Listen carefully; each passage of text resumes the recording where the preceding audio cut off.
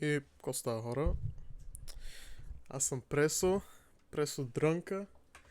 Ти си име сега се сложих. Тома го измислих. Този канал беше някакъв...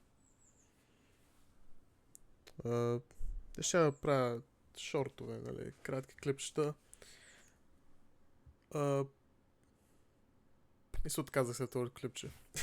Защото трябва да плащаш за всичко. Всяка такива сайтове, дето за теб ти обработват клипчета или ги... Нали, където можеш да сложиш цял клип и то да ги обработи на няколко малки, нали, къси. Винаги трябва да плащаш месечно и майната им. Така де. На този канал искам да просто го използвам да споделям неща. Как се чувствам, какво става, такива някакви като стари YouTube. Малко клише, защото сега много хора го правят това. Но просто аз и преди съм правил такива клипчета, но на английски. Защото аз живея в Англия от 2015 и по-бях свикнал на английски да говоря. Но последно време, да кажем последната година, исках да си подобря българския, защото много ме яд, като не мога да сетя дума на български и трябва да сме на английски. Защото все пак ми е родния език, нали тъй се нарича. Да, те видеа деца ще снимам, са също и за мен да се упражнявам. Тъй че, да. От Варна съм, там съм роден, сега живея в Англия. Дете ме питате за стаята, защо имаш този тапет, някакъв бабешки тапет, не съм го избирал аз. Аз от началото дори не живех тази къща. Просто се преместих при баща си. Какво разказвам сега? И не, това не е легло за бебета. Как не е? Кошница. Си е нормално легло. А те дрехи изобщо никой не ги е споменал. Аз нямам гардероб, имам едни шкафчета там, дето нищо не побират. Пълни са. И тъй. Сега, за какво снимал този клипче? В момента е 1:54 след обяд. Безработен съм. Нали, отскоро съм безработен. Буквално от миналата седмица. И просто ми е някакво, да знам, смотано. Ако трябва да го обясня всичко. Нали, всичката, какъв ме е проблема в живота в момента. Като цяло, аз не искам да живея в Англия вече. Не, че някога, нали, съм имал избор. Не съм си казал, айде да се преместим, да, не затова съм се преместили. Просто така решиха моите родители, че тук ще има по-добро бъдеще. Но и баща ми иска да се прибираме. Нали, той иска да се прибира, той не може никой да накара. Аз имам брат и сестра, те двамата са израснали тук, свикнали са. Когато си искат да правят, аз искам да се прибирам, двамата имаме намерение да си ходим. Но въпросът е, че трябва първо някои неща да се случат, да се съберат пари. Плана е аз да отида на университет, баща ми се върне сега есента, нали, началото на учебната година. И да бачка там или в Варна, или някъде в чужбина на кораби. Това е плана. Ще се съберат някакви пари, аз докато дойда, то има време докато аз се превърна на 4 години. Ако отида на университет. Но пък се чуя дали изобщо да ходя. Защото аз в момента уча рисуване. Art and Design. Не всички знаем за изкуствения интелект и как точно такива някакви специалности прегазва. Иначе да е след рисуването иска да правя или графичен дизайн, или илюстрация. Аз в принцип не мога да рисувам, То с арт и дизайн го минавам, защото те нали, не те оценяват по колко добре рисуваш, а по самите ти идеи и там какво пишеш. Но ако взема да правя илюстрация, примерно, тогава ще трябва да мога да рисувам. И аз в момента имам няколко оферти от различни университети. Нали, един университет ми дава оферта за илюстрация, останат се за графичен дизайн. В принцип илюстрация звучи по-интересно, защото не знам, там ти дават някакви примери на какво можеш да работиш след като завършиш. Има илюстратор за детски книги, всякакви книги по принцип, за игри, нали, какво ли не е. Илюстрацията е навсякъде по принцип, а графичен дизайн е повече за реклами, логота, такива неща. Дизайна, това да е, илюстрацията просто звучи по-интересно. Но пък това значи, че трябва да рисувам. И все пак е на риск под AI. И си викам, то баща ми, той аз го познавам този човек, ама на баща ми приятел. Той точно с графичен дизайн се занимава от години подред. Едно аз още от малък го знам, че се занимава с това. И вика, какво отворил си компания, нещо, някакво, питал се да разширява, това ли е правилно? Да разширява бизнеса. Но това е било малко преди AI да стане нали, много популярно. И вика след 2 години или след една, не знам, трябва да затвори компанията. Не, нали, приебал го се едно. AI. Искам този човек, дето е професионалист, ако не може да се справи. Аз имам някакъв шанс. Такива неща си мисля. И то стай, че 4 години ще уча, ако отида. А пък изобщо споменавам всичките заеми. То е почти 10 000 на година, 10 000 паунда на година. И това е само за уроците. Без жилища. Нали, без храна там, всичко друго, което ще трябва да плащаш. Много пари се събират. И аз реално никой няма да мога да ги изплатя. Но това значи, че примерно ако искам да... Всъщност, за мен нищо не значи, защото аз не съм го разучил, но... В смисъл, че ще ми пречи бъдещето. Колко, примерно, за бизнес ми трябва някакъв заем, те няма ми го дадат, защото имам... Може да ми го дадат, аз не знам какво ми говоря. Просто не... То винаги ще имаш стрес. Къде знаеш колко пари дължиш. Все ще е над главата, не разбирате. И тъй... Също да спомена, че ще гледам този... Не ще гледам, аз няма да го обработвам този клип, защото много често снимам и после нали, обработвам много дълго време. Просто ми писна вече. Просто искам да снимам и да окача, да си споделя идеята или там за каквото съм говорил. И просто чувства по-автентично, според мен. Но все пак съм тук копче за пауза на OBS. Тъй, че ако много се затапя и нищо не казвам, ще го нали, натисна там да измисля какво искам да кажа и тогава ще продължа. Така да е. Аз в тези години, значи от 2015, сега сме 2026, това са 11 години. Тези 11 години, които съм живял в Англия, съм се прибирал само май 4 пъти общо. Значи помня помня 2 пъти с майка ми. С майка си. С майка си. Такива някои неща ме объркват. Както и да е. С майка си, с баща си, брат ми и сестра ми. Един път. После с майка ми, брат ми и сестра ми. После само аз и баща ми.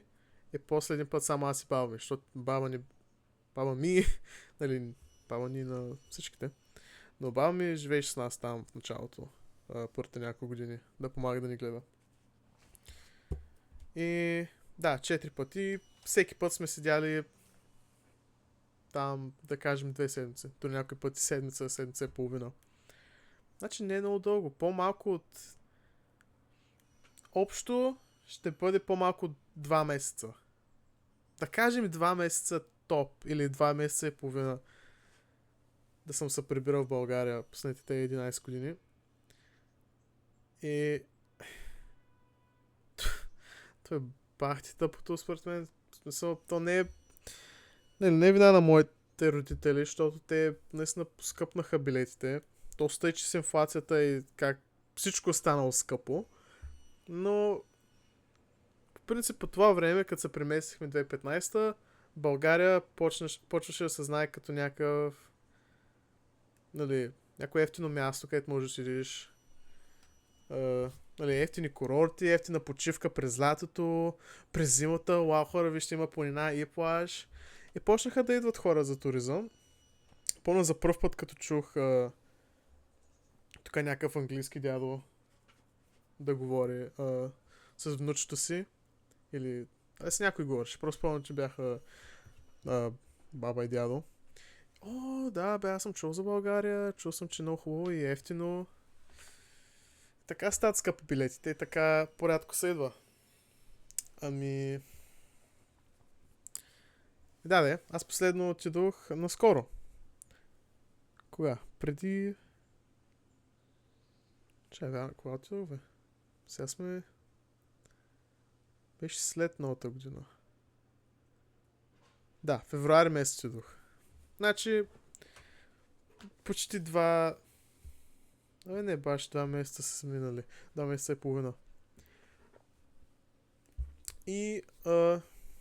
беше ми много яко някои аспекти. Защото не бях... примерно се върнах на село. На село не бях бил от 2016. И много спомени, много... Просто не мога да го опиша. Но пък други аспекти... То не е заради държавата, да е просто нещо забавяме там. Не е в добро състояние. Тъй, че много... Половината, нали, ваканция я изкарахме по болници. Затова това беше малко кофти, ама... Иначе си беше много хубаво да се приберем. И си купих някои неща. От един магазин. То по принцип в Англия не можеш да... Също можеш да притежаваш ножове май вкъщи. Ма навънка не можеш да излезеш с тях. Аз не че го нося навън, просто... Исках да си го изчистя и нощче. Да си го имам като... Не сувенира, искам да си го пазя за село. Никъде се прибирам, ще живеем на село. Това да го кажа. И то нож.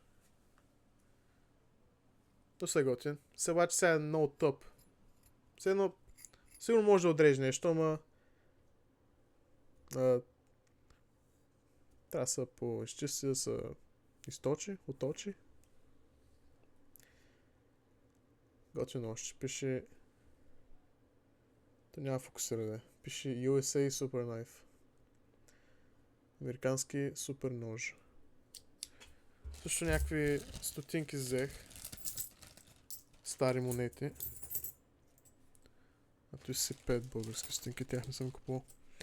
50 стотинки от Народна република България. Отново то няма се види като хората, ама...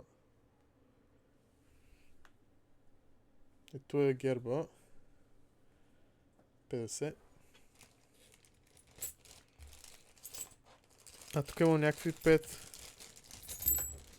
Майка му стара. 5. Чай много тъмно. Копейк. 5 копейка. От Съветския съюз. Да, много комунистически неща имаше. То има смисъл. Защото сме били в близък съюз с Съюза. Това са 10 стотинки от Чехословенската социалистическа република. Те всичките бяха по 50 евроцента. Нещо такова. То си 2 лева. Този го показах. Да, това са. Аз също имам и една червена звезда. И това е. Някакви стари стотинки. И това медальонче. Малко си го поизчистих, защото беше доста леш. Така, гордо се вижда. Значи има слънце, заек и птица. И отзад пише Съюз на зайцевъдите, гълъбовъдите и природолюбителите в Народна република България. И се сложих на един някакво смотано синджирче, дето се намерих на работа. Да. То трябва малко да го почистя, че ако искам да го нося. Този синджир няма кефи черния. Може би нещо сребърно или златно да се допада. Тъй да е. Че не може да върна в плика. Значи, защо исках да уча графичен дизайн? Защото мога да го работя от вкъщи. Нали, ще е работа, дето няма да е супер скучно за мен. Сигурно ще правя някакви пари. Защото ние на село имаме къща. Няма да плащаме наем. Какво ще се плаща? Водата, нали, там разходи за храна. Цялата идея е да имаме някакви животни и да си имаме и градина. Че да не трябва да се харчат много пари за такива неща, но от началото ще трябва, нали, примерно. То дори да имаме ферма най-малко, ако нали, няма да се произвеждаме съвсем всичко сигурно, то и не можем да е. Ще може, ама в началото. Нали, се купува хляб, там олио, захар. Извинете, такива неща, нали? Ще трябват пари. Аз по принцип искам, като се приберем, да правя видеа, не като тези, може и като тези, ама главно на как работим на село. Някакво Zero to Hero, ако знаете какво значи това. Почваш от нула и го градиш бавно по бавно. Нали? Е интересно да се гледа, защото аз много често гледам такива видеа. И не само на български, има много чужденци, дето се преместват, които се местят в България. И си купуват такива стари селски къщи. Правят ремонти, какво ли не. Кефят са хората, защото те примерно са англичани или американци и не са живеели в, нали, на село, някакво сред природата. Само града знаят. И зато им готино. Пък аз като съм живял на двете, защото съм, нали, от Варна съм, често съм ходил на село и живях на село за 1 година. Всички там живяхме. Ходих на училище в близкия град. Да, град се води. Пак е малък град с около 1000 човека. Не знам какво ви кажа, аз... То първото нещо, което някой ми казва, когато спомена това, то е носталгия. То просто, защото е от детството ти, нали, някакви такива неща, си спомняш просто колко е било хубаво, то не е всъщност било толкова хубаво. Ама, като съм живял на двете места, и сега знам в града колко ми е писало, дори тогава във Варна, защото на село си имах приятелчета, той във Варна си имах, ама е различно. То малко село, те буквално ти идват пред къщата и си играете, не знам. Не можеш да ги сравниш, не можеш. Аз съм млад, на 20 години съм и просто не ми пука за професионална кариера в, нали, традиционния смисъл на това, на този термин, професионална кариера. Не ми се учи 6, 7, не, толкова години се учи с нали, първо университет, после за магистър, така ли се казва на български? Май 6 общо. 6 години, че да почна да бачкам и после нали, ще почна в някаква ниска позиция, тъй. Освен ако нещо дето много ме интересува, просто не виждам смисъл. Аз от много години вече се умисля това за връщането с баща ми. И ние искаме да оправим къщата на село, която е била къща на неговия прадядо, следно моя прадядо и прабаба. Май да. Но ясно да, ама просто чуя на кой беше от начало. Май бил на дядо. Както и да е. И да направим някакъв... Сега, извинете ме една секунда, да преведа тази дума, защото... Защо ми дава на немски да превеждам? Хъб. Център. Център е някаква пак английска дума. Разклонител. Не е разклонител. Добре, кажем център за нашето семейство. Където може всеки да дойде. Нали, брат ми, сестра ми, братовчеди, който и да е от нашето семейство, да може да дойде, да знае, че има място за него. И, нали, ако да може да работи някой, да знам. Аз от много години вече се чувствам леко изоставен. В смисъл, че имах проблеми, които заради тях не отидох на... Не, че не завърших колеж. Здравословни причини. И не съм, защото съм дебел. Не съм ви хванал. Но нямах много помощ от родителите ми. Този аспект. И то всъщност не е започнало там. Още преди нямам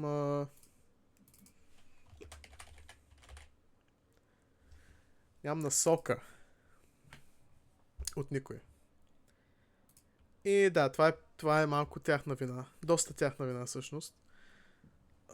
Но ако аз имах някакъв такъв център, само просто си го мисля колко ще да е полезно. И колко ще е полезно, като го осъществим. Да, това май е правилно. Както и да е. Да. Плана е първо, той има 2 стаи в тази къща. Ние, като се прибрахме тази зима, погледахме къщата на село. Тази къща никой не е живял от колко? Почти 8 години май. 7 години може би. Не помня точно кога дядо ми почина, но той беше последният човек, когато живееше там. Който живееше там. Има проблеми къща, да. Няма да ви лъжа. И няма да кажа, че това, което аз искам да правя е някакво много лесно или и така ще стане набързо.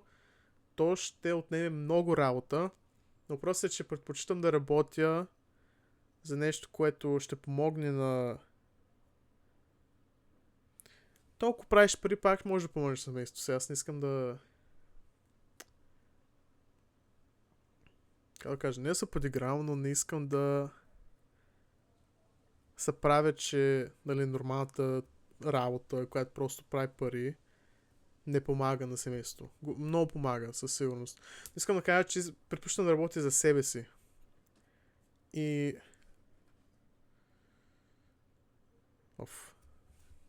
Май ме разбирате. Тъй, че този проект искам също да го... искам, и двамата с баща ми искаме да го направим в бизнес. Мисля, че от началото всичко, което правим, ще е за нас, естествено. Нали? Какво ще си купим? Колко? 10 кокошки. Те няма да може да направиш цял бизнес това. Това ще са за нас яйца, за нас ще се колим да си правим супа, да какво ли не там. Но докато направим всичко, малко по малко ще почнем и други неща да правим. Примерно сладка. Това е едно. Ние имаме много дървета на това село и на нашата земя, в нашия двор. Събираме ги тези плодове, то стои, че това вече са много плодове за нас. Може да си хапваме, каквото си искаме да правим. Ще правим много компоти, сладка, сладкиши, какво ли не. Те също могат да се продават. Могат също да се дават и тъй на наши близки хора или хора, дето на кефят. Не знам, просто искам да се върна в някакъв смислен и... как е думата? Май ще паузирам за секунда. Изпълняващ. Това иска да кажа. Изпълняващ живот. Защото аз, нали ти ви казвам, че съм безработен за една седмица сега. Работих 6 месеца в магазин. Съвсем обикновен магазин за хранителни стоки. И не го понасях. И не защото на вас не ви са бачка, вие младите. Ще аз ви знам, ви дърти пред никакви неща си мислите. Не, напротив. Ти слушаш ме как говоря. Не ми се бачка. Аз искам да правя строеж на къща, да гледам градина, да гледам животни, да градя бизнес. Просто не ми се работи за някаква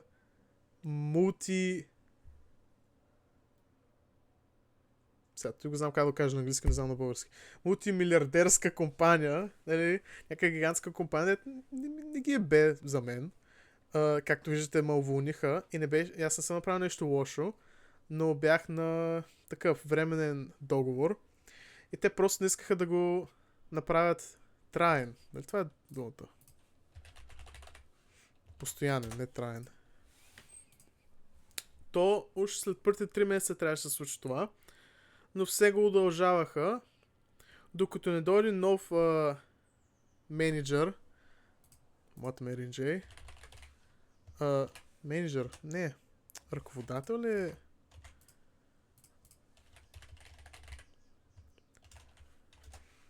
Може така, може ми. Аз като кажа менеджер, 90% от хората ще ме разберат, но просто искам да се науча и българските думи.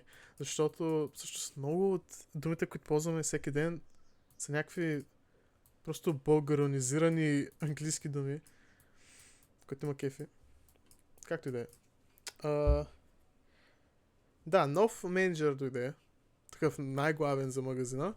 И повечето хора на временен договор ги уволни. Аз не бях единствения. В смисъл, просто бях първата част от вълната. Защото той няма спре с нас. Аз говорих с много колеги там. Такива деца били там от години. Буквално от години. Има една жена, която е там от 16 години. Един дете там от 20. Защото тези хора са работили там, аз къде съм бил родил. И те им викат, то няма спре с вас. Те мислят, че ще уволнява и менеджери там, какво ли не, други хора. Защото гледат да направят някаква промяна, че да изглежда се едно има някаква файда, че са го наели тос, въпреки че всички омразят в момента. Но както и да е. Изобщо забравих за какво говорих. Да, че всъщност на младите, повечето от нас, нали, има лентяя, ама то не е за... Не си лентяя заради поколението, защото си такъв като човек. Но бачка ми са за нещо смислено. Както казах. Затова което е много смотано просто тук да седя, защото искам просто да започна. Разбирате ли? Искам да отида. Сега, дори да трябва да спя в палатка, не ми пречи. Бих спял в палатка, че мога да почна там да правя някакви неща, но трябва ти пари. Това е света. А, Аз знам, че баща ми ще отиде да работи. Той ще вземе някакви пари, дето нали трябват. Но просто чуя дали дали аз да работя или да уча. Ако работя и аз за една година, то ще е много трудно да не са гръмна, защото е толкова ужасно. Просто, може би, ако се намери някаква друга по-интересна... То не е за интересно дори, то... Просто трябва да се усеща седно си част от нещо по-голямо. Но в добър начин. Значи има два начина. Има един, когато се чувстваш като... как беше? Зъб машината. Малка верига. Тинг. Но никой не те оценява. Всички се държат тъпо с теб. Имам предвид клиенти. Само да не кажа колко пъти някаква стара лелка ми се е стряскала там, защото не знам. Един път имаше кошница на земята, която някой клиент друг е захвърлил там. И аз просто не бях видял. И тя извинявай, аз почти се спънах. Защо не справиш работата? Гледай къде ходиш, лело. Ама... Той е. Някакви такива обитаци. То всеки ден с някакви такива хора се занимаваш. Нали, има и хубави хора. Аз не искам някакво да изкарам цялата човешка раса като някакви гадняри, ама като работиш в такива позиции, се занимаваш с тъпи хора много често. И това е, единия край на работене към нещо по-голямо. А другия край, който аз искам да правя е започвам от малко и правя го голямо, изграждам този бизнес и помагам на хората около мен и ми харесва това, което правя. Няма някакъв идиот там да ти крещи, няма менеджерът да уволни, защото ти си менеджера. Разбирате. И да. Може да ми кажете, ти си как се казва, носиш розовите очила, заслепен си от носталгия. Човек, всичко съм чувал съм го и от най-близките хора до мен, така че изобщо не ми пука това нещо, ще го направя. Просто е въпрос на кога. Дали ще уча сега, защото ще много тупълко събера много... Как е дед? Дълг? Ако събера много дълг, натрупам дълг, десетина хиляди паунда, които са май повече от еврото. 1 паунд. 1 паунд е евро и 15. Тъй, че дори още повече в евра. И това са все пак 4 години просто изхабени. Аз съм на 21 след една седмица. Ще съм на 25 като завърша. Аз искам... Слушайте, искам да си намеря жена. Искам деца. И това, че ако завършам 25 няма спре да се намеря, но просто много по-късно започна, да разберете. Да, просто много неща за обмислене. Съм сигурен, че всеки човек на моите години в момента е в съвсем същата позиция. Просто мисли, какво да правя. И то наистина е трудно, човек. Много е трудно. Но, онен ден гледах Instagram Reel, който каза, че хората, как е on average? Средно? Добре.